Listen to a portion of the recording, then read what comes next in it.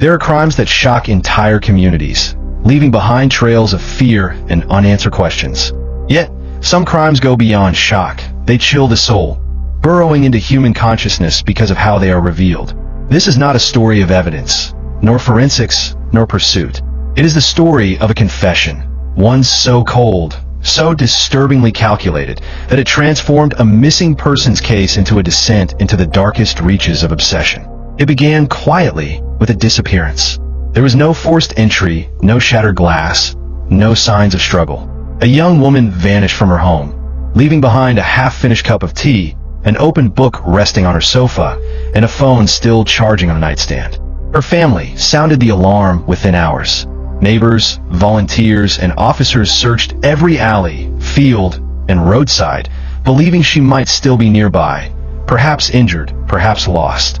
But days passed with no trace. Rumors twisted through the community like smoke: abduction, runaway, even foul play by someone close. Yet nothing surfaced. Then, amid the confusion, an envelope was delivered to the local police station. No return address, no name. Inside was a single sheet of paper on which 7 words were written in neat ink.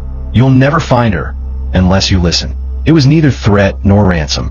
It was a statement, a message. Investigators suspected a cruel hoax, another sick prank from someone seeking attention in the chaos. But something about the handwriting, the calm precision, unsettled even the most hardened officers. 2 more weeks passed. Search efforts slowed. Hope weakened. Then, one morning, a man entered the police station. He was not frantic, nor disoriented. He walked with measured steps, as though arriving for an appointment. He approached the front desk, placed a folded piece of paper on the counter, and spoke only once. "I'm the one you're looking for." At first, they doubted him. False confessions are not rare. People hungry for infamy often insert themselves into nightmares they never created. But this man's demeanor was different. He showed no tremor, no agitation.